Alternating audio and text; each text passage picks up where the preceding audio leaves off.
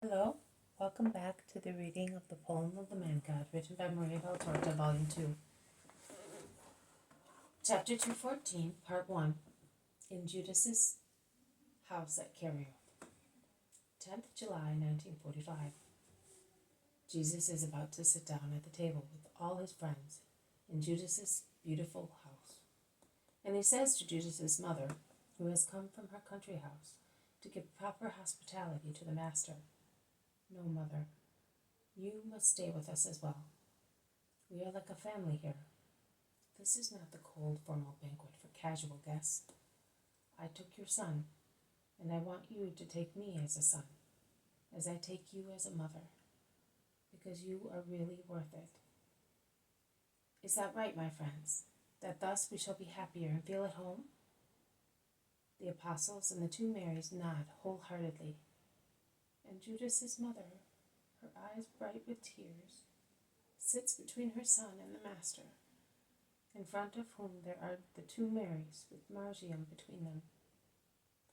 The maidservant brings the food, which Jesus offers, blesses, and then hands out, because Judas's mother is inflexible on that point, and he always hands out beginning from her, which moves the woman more and more and makes Judas proud and pensive at the same time.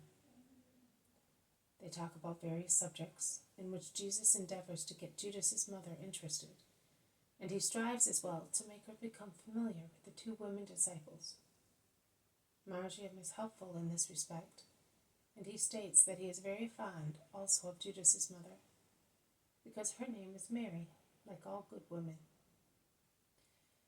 "And will you not love the one who is waiting for us on the lake, you little rascal?" asks Peter half seriously. "Oh, very much, if she is good." "You can be sure of that. Everybody says so, and I must say so as well, because if she has always been kind to her mother and to me, she must really be good. But her name is not Mary, son. She has a queer name, because her father called her after the thing that had brought him wealth, and he called her Porphyria. Porphyria. Purple is beautiful and precious. My wife is not beautiful, but she is precious on account of her goodness, and I have been very fond of her because she is so peaceful, chaste, and quiet. 3 virtues, not easily found. I eyed her carefully since she was a girl. When I came to Capernaum with fish, I used to see her mending the nets, or at the fountain, or working silently in the kitchen garden. And she wasn't an absent-minded butterfly fluttering here and there. Neither was she a thoughtless little hen, looking round at every crow of a cock. She never raised her head when she heard the voice of a man. And when I, in love with her goodness and her wonderful plates, her only beauties, and, well, also moved to pity because she was treated like a slave at home, when I began to say hello to her, she was then 16 years old. She hardly replied to me. She pulled her veil over her face and remained more indoors. It took a very long time to find out whether she considered me an ogre or not, and before I could send my best man to her. But I do not regret it. I could have traveled all over the world, but I would not have found another one like her. Am I right, master, that she is good?" "Yes, she is very good, and I am sure that Margium will love her, even if her name is not Mary. Will you not, Margium?" "Yes. Her name is Mummy, and mummies are good and are loved." Judas then tells what he did during the day. I understand that he went to inform his mother of their visit, and then he began to speak in the country near Kerioth, together with Andrew. He then says, "But tomorrow I would like everybody to come. I do not want to be the only one to be noticed. As far as possible, we should go in twos, a Judean with a Galilean.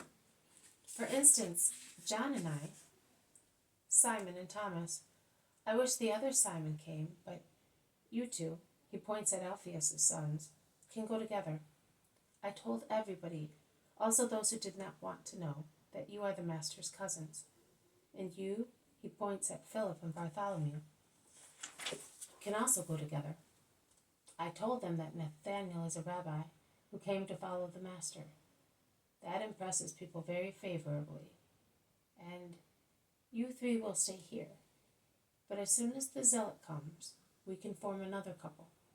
And then we will change round, because I want the people to meet everybody. Judas is sprightly. I spoke about the Decalogue, Master, endeavoring especially to clarify those parts in which this area is more lacking. Do not let your hand be too heavy, Judas, please.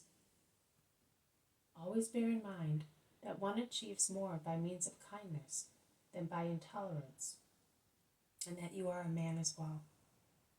So examine yourself and consider how easy it is also for you to fall, and how you become upset when you are reproached too frankly, says Jesus, while Judas's mother bends her head blushing. Do not worry, Master. I am striving to imitate you in everything, but in the village, which we can see also through that door, the doors are open while they are eating, and a beautiful view can be seen from this room, which is upstairs. There is a sick man who would like to be cured, but he cannot be carried here. Could you come with me? Tomorrow, Judas. Tomorrow morning, definitely. And if there are more sick people, tell me or bring them here. You really want to benefit my fatherland, Master? Yes, so that no one may say that I have been unfair to those who did no harm to me. I help also wicked people. So why not the good ones of Kerioth? I wish to leave an indelible remembrance of me. What? Are we not coming back here? We will come back again, but...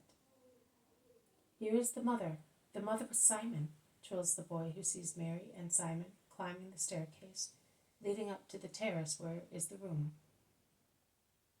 They all stand up and go towards the two who have just arrived. There is the noise of exclamations, of greetings, of seats moved about, but nothing diverts Mary from greeting first Jesus, and then Judas's mother, who has bowed down deeply, and whom Mary raises again, embracing her as if she were a dear friend met after a long absence. This has been a reading from the poem of the Man God, written by Maria Valtorta, Volume 2, Chapter 214, Part 1, In Judas's House at Kerioth. Thank you for listening. I will see you tomorrow. May God bless you, and may peace be with you.